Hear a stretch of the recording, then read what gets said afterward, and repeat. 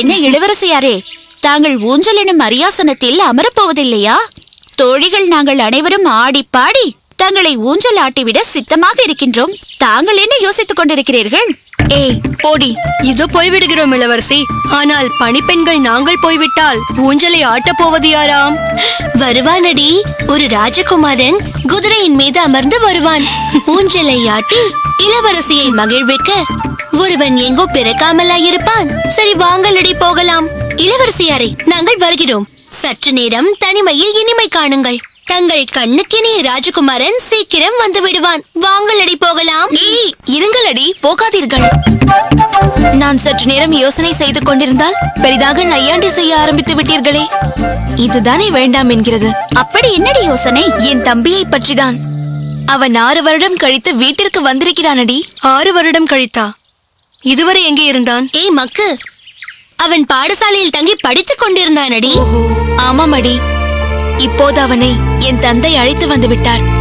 அவனுக்கு அடுத்த வாரம் 9வது பிறந்த நாள் வருகிறது. அதற்கு அவனுக்கு என்ன பரிசு கொடுக்கலாம் என்று யோசித்துக் கொண்டிருந்தேன். என்ன கொடுக்கலாம், நீங்களே சொல்லுங்களேன். அவனுக்கு என்ன பிடிக்கும் என்று நீ சொல், என்ன பரிசளிக்கலாம் என்று நான் சொல்கிறேன். ஆமாம், அதை நீ என்ன சொல்வது? அவனுக்கு என்ன பிடிக்கும் என்பது எனக்கு தெரிந்தால் நான் கூட தான் சொல்லிவிடுவேன். ஒன்று செய்யலாமா? நாளை நாம் எல்லோருமாக கடைத்தெருவுக்கு செல்வோம். அங்கே என்னவெல்லாம் புதிதாக இருக்கிறது என்று பார்த்து அதில் ஒன்றை தேர்வு செய்வோம்.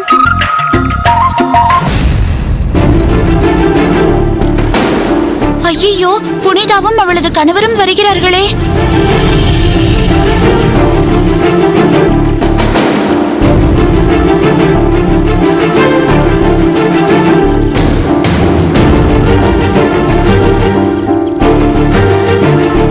இரண்டு பேரும் சேர்ந்து வருகிறார்கள்.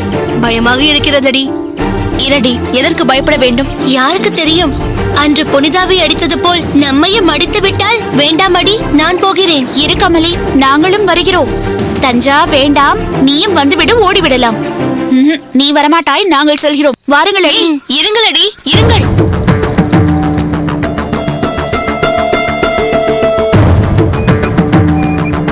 என்னை பார்த்ததும் உங்கள் தோழிகள் எல்லாம் ஓடிவிட்டார்களே.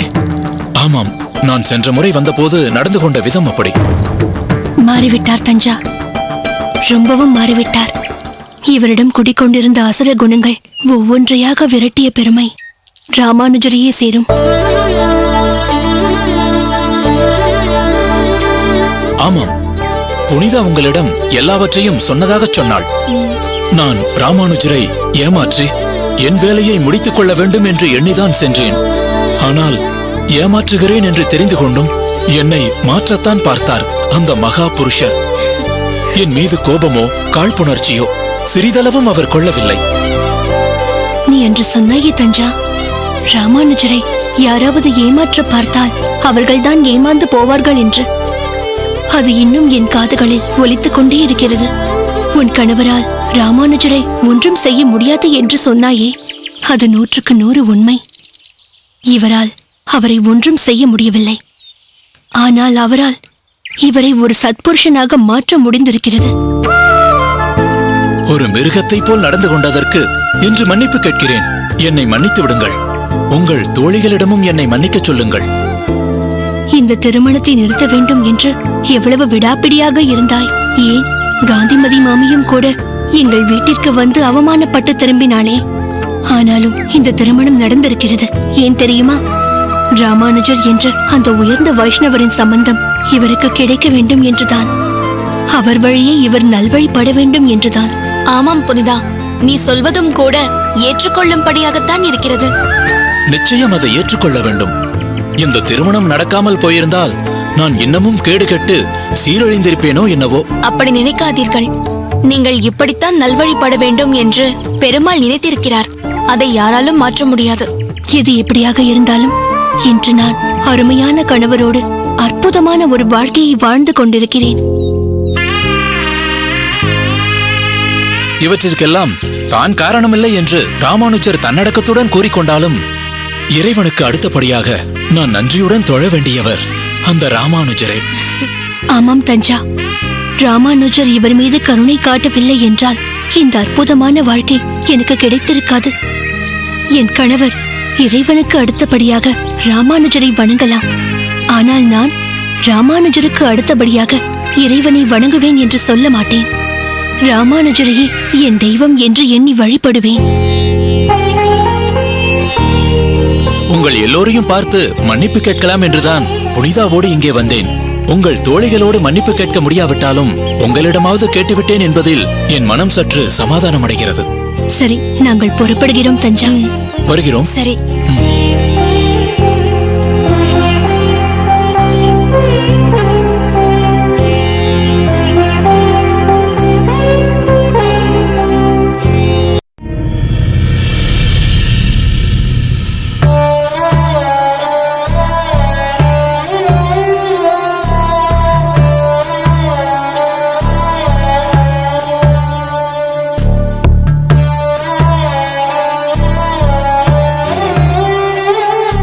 என்ன வைத்தியரையா, எப்படி இருக்கிறது?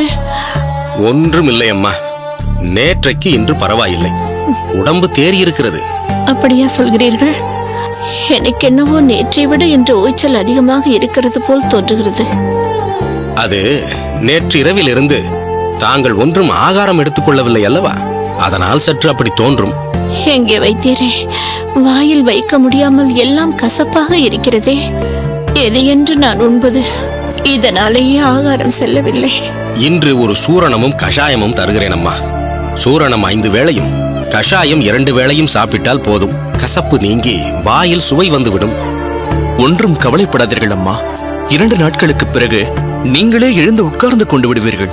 பிறகு இதை கொண்டா அதை கொண்டா என்று நீங்களே கேட்டு கேட்டு சாப்பிடுவீர்கள். பாருங்கள், நம் வைத்தியரின் கை மிகவும் ராசியான கை. அப்படி என்றால் நான் புறப்படுகிறேன் அம்மா. வாருங்கள். வாருங்கள்.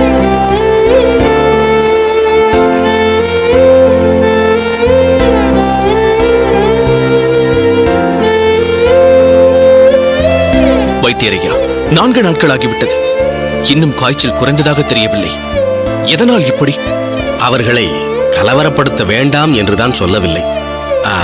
அறிகுறிகளை எல்லாம் வைத்து பார்க்கும்போது இது விஷக்காய்ச்சலாக தோன்றுகிறது. விஷக்காய்ச்சலா? ஒன்றும் பயம் இல்லை ஐயா. எப்பேற்பட்ட காய்ச்சலையும் குணப்படுத்த மருந்துகள் இருக்கின்றன.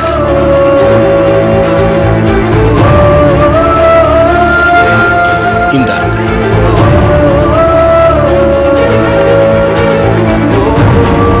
இரண்டு நாளைக்கு 5 வேளை சூரணம். வழக்கம்போல் தேனில் குழைத்து கொடுங்கள். இந்த பொட்டலத்தில் இருப்பதை காய்ச்சி கஷாயம் தயார் செய்து நாளைக்கு 2 வேளை கொடுங்கள். ஐயா, உண்மையை சொல்லுங்கள். கவலைப்படும்படியாக ஒன்றும் இல்லையே? ஒன்றும் கவலைப்பட வேண்டாம். ஆனால் அவர்களை கலவரப்படுத்த மட்டும் செய்து விடாதீர்கள். நான் சொன்னதை உங்களுக்குள் வைத்துக் கொள்ளுங்கள். சரி வைத்தியரையா. நீங்கள் அம்மாவுடன் போய் இருங்கள். நான் வைத்தியரை வழி அனுப்பிவிட்டு வருகிறேன். அப்படி என்றால் நான் விடைபெறுகிறேன் ஐயா.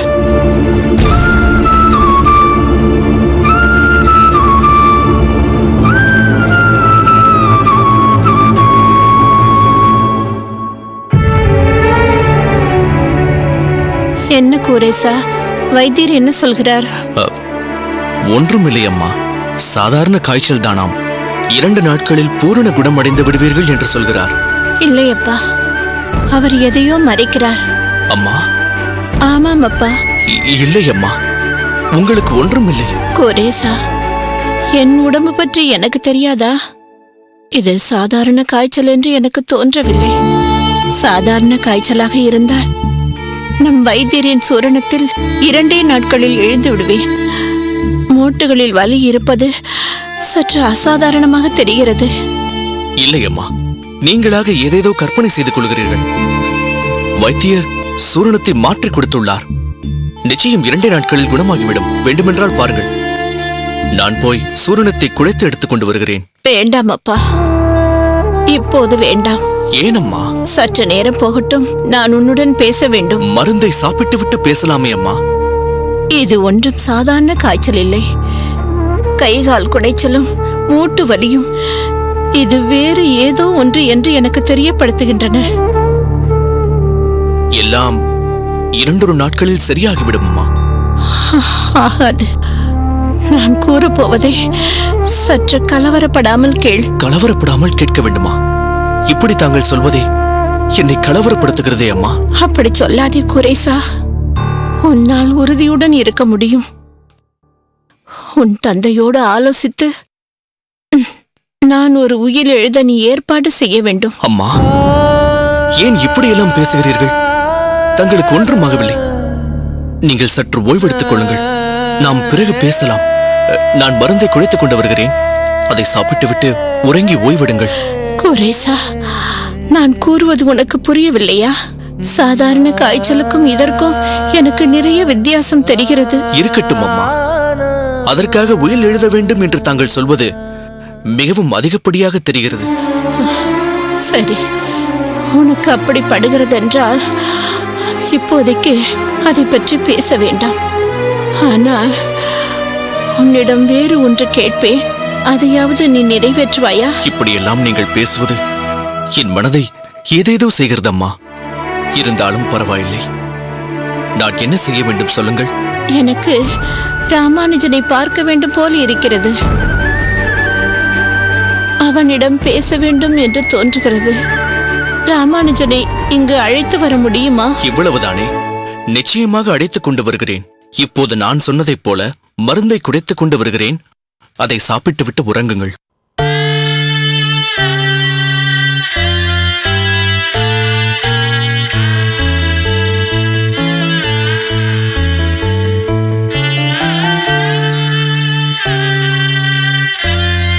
யசமான், வைத்தியரை வண்டியேற்றி அனுப்பிவிட்டீர்களா? ஏற்றிவிட்டேன் யசமான். ஆனால் விஷக்காய்ச்சல் என்று சொன்னதுதான் கவலைப்படும்படியாக இருக்கிறது. எந்த விஷக்காய்ச்சலையும் குணப்படுத்தி விடலாம், சரியாகிவிடும், கவலை வேண்டாம் என்கிறாரே. அப்புறம் அம்மாவுக்கு ராமானுஜரை பார்க்க வேண்டும் போலிருக்கிறது என்று சொன்னார்கள். நான் சென்று ராமானுஜரை அழைத்து வருகிறேன். அதுவரை எல்லாவற்றையும் கவனித்துக் கொள்ளுங்கள். யசமான், நீங்கள் எதற்காக போக வேண்டும்? அந்த வேலையை என்னிடம் விட்டு விடுங்கள். ராமானுஜரை கூட்டி வருவது என் பொறுப்பு. பெரிய யசமான் ஊரிலிருந்து வரும் வரை நீங்கள் அம்மாவுடனே இருங்கள். சரி, இப்போதே புறப்படுங்கள். ராமானுஜரை கலவரப்படுத்துவது போல் எதுவும் சொல்ல வேண்டாம். கையோடு கூட்டி வரச் சொன்னதாக சொல்லி அழைத்து வாருங்கள். சரி யசமான், நான் புறப்படுகிறேன். ஆகட்டும்.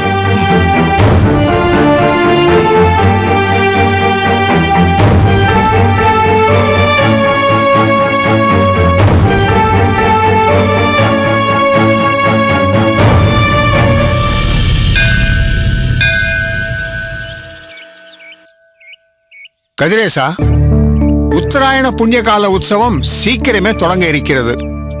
அதற்குள் எல்லா வாகனங்களும் தயாராகிவிட வேண்டும் என்று சொன்னேன் அல்லவா? ஆமாம் சுவாமி, சொன்னீர்கள். இப்போது ஒரு வாகனம் மட்டும் செப்பனிடப்படாமல் நின்று விட்டதா? ஆமாம் சுவாமி, அன்னப்பறவை போல ஒரு வாகனம் இருக்கிறதல்லவா? ஆமாம், ஹம்ச வாகனம். அதுதான் இப்போது செப்பனிடப்படாமல் உள்ளது இல்லையா? சரி, அதில் என்ன செய்ய வேண்டியிருக்கிறது? அச்சு வேலை ஒன்றும் இல்லை சுவாமி. வர்ணம் தான் மங்கி இருக்கிறது. வர்ணம் பூசிவிட்டால் அந்த வாகனமும் தயாராகிவிடும். ஆனால் வர்ணம் பூசுபவர் உடல்நிலை சரியில்லை என்று வீட்டிலேயே முடங்கி இருக்கிறார். அப்படியா? ஏனப்பா கதிரேசா, அந்த வர்ணம் பூசும் வேலையை நீயே செய்துவிடேன். மன்னிக்க வேண்டும் சுவாமி, நான் செய்தால் சரியாக வராது. என்னப்பா இது? வர்ணம் பூசுபவன் எப்போது உடல் நலம் தேறி வருவானோ அதுவரை அந்த வேலை அப்படியே நிற்க வேண்டுமா? இதற்கென்று புதிய ஆளை தேடி போக வேண்டும். உனக்கு தெரிந்தவரை நீயே அதை செய்துவிடு, பரவாயில்லை. வேண்டாம் சுவாமி, பெருமாள் உட்கார்ந்து கொண்டு ஊர்வலம் போகும் வாகனம். அரைகுறையாய் வர்ணம் பூசுவதற்கு எனக்கு மனம் ஒப்பவில்லை. பெருமாளுக்கு செய்கின்ற எந்த பணியையும் நிறைவாக செய்ய வேண்டும் என்று நினைக்கின்றேன். அரைகுறையாக செய்ய எனக்கு விருப்பமில்லை சுவாமி. தெரியாத வேலையாக இருந்தாலும் தெரிந்தது போல் காட்டிக்கொண்டு காசு வந்தால் போதும் என்று இருப்பவர்கள் மத்தியில் நீ வித்தியாசமாக இருக்கிறாய் கதிரேசா. கோயிலுக்குள் செய்யும் எந்த சிறிய பணியையும் பகவானுக்காக செய்வதாக எண்ணுகிறாய் பார். அது மிகவும் சிரேஷ்டமான குணம். சரி, போகட்டும். வர்ணம் பூசுவதற்கு நாம் வேறு ஆளை தேடிக்கொள்ளலாம். குளத்தில் ஜலத்தில் மூழ்கி இருக்கும் 2-3 படிகள் வரையிலும் பாசியை சுத்தம் செய்ய வேண்டும் என்று சொல்லி இருந்தேனே, அந்த பணி முடிந்து விட்டதா? வடக்கு பக்கமும் தெற்கு பக்கமும் முடிந்து விட்டது. மீதி இருப்பதை இன்று முடித்து விடுவேன். நமஸ்காரம் அர்ச்சகரே. நமஸ்காரம் சுவாமியாஜி, வாருங்கள். நமஸ்காரம் சுவாமி. நமஸ்காரம். என்ன அர்ச்சகரே, கதிரேசன் எப்படி பணி செய்கிறான்? தங்கள் மனதிற்கு உகந்தவாறு நடந்து கொள்கிறானா? ஆஹா, அதற்கு மேலேயே நடந்து கொள்கிறான் என்றுதான் சொல்ல வேண்டும். பரவாயில்லையே கதிரேசா, அர்ச்சகர் சுவாமியிடம் பெயர் வாங்குவது சற்று கடினம்தான். அவரிடமேயே நல்ல பெயர் வாங்கிவிட்டாயே. ஆரம்பத்தில் சற்று அசிரத்தியாக இருந்தது போல்தான் தோன்றியது. ஆனால் இப்போதெல்லாம் பணிகளை மிகவும் சிரத்தையோடு செய்கிறான். வயிற்றுப்பாட்டுக்காக செய்வதாக எண்ணாமல் தான் செய்யும் பணிகளை எல்லாம் பகவானுக்கு செய்யும் கைங்கரியம் என்ற எண்ணம் அவனுக்கு வந்துவிட்டது. இதற்கெல்லாம் காரணம் ராமானுஜன் தான். என்ன கதிரேசா, ராமானுஜன் சொன்னது போல் தினமும் திருத்துழாயும் தீர்த்தமும் பெற்றுக்கொள்கிறாய் அல்லவா? காலையில் குளித்து முடித்ததும் நான் நேராக கோவிலுக்கு வந்து முதலில் எடுத்துக்கொள்வது பெருமாள் தீர்த்தத்தையும் துளசியையும் தான். பிறகுதான் நான் வேறு எந்த உணவையும் எடுத்துக்கொள்வேன். ராமானுஜன் அசாதாரணமானவன். அவன் செய்யும் ஒவ்வொரு காரியத்துக்கும் பின்னால் ஒரு குறிக்கோள் இருக்கும். அந்த குறிக்கோள் பலருக்கு நல்ல குணத்தை கொடுக்கும். அது நம் மனதுக்கு புலப்படாது. அப்படித்தான் கதிரேசனை இங்கு கோயிலுக்கு கொண்டு வந்து சேர்த்திருக்கிறான். அவர் என்னை இங்கே கொண்டு வந்து அர்ச்சகரிடம் சேர்க்கவில்லை என்றால் இன்னமும் திசை மாறி தவறான வழிகளில்தான் நான் சென்று கொண்டிருந்திருப்பேன். இதுதான் சரியான வழி என்று ஒளிமயமான இந்த பாதையை காட்டியது ராமானுஜர் தான். அதற்கு நான் என்றென்றும் உங்கள் எல்லோருக்கும் கடமைப்பட்டிருக்கிறேன். கதிரேசா, உனக்கு ஒரு நல்ல செய்தி சொல்ல வேண்டுமென்றுதான் நான் இங்கு வந்தேன். அர்ச்சகர் சுவாமிகளும் இந்த சமயத்தில் கூட இருப்பது உகந்ததாகவே எனக்கு படுகிறது. சொல்லுங்கள் சுவாமி. நீ செய்யும் இந்த பணிகளுக்கு மாத சம்பளமாக ஒரு தொகையை கொடுக்கும்படி நிர்வாகத்திடம் சொல்லியிருக்கிறேன்.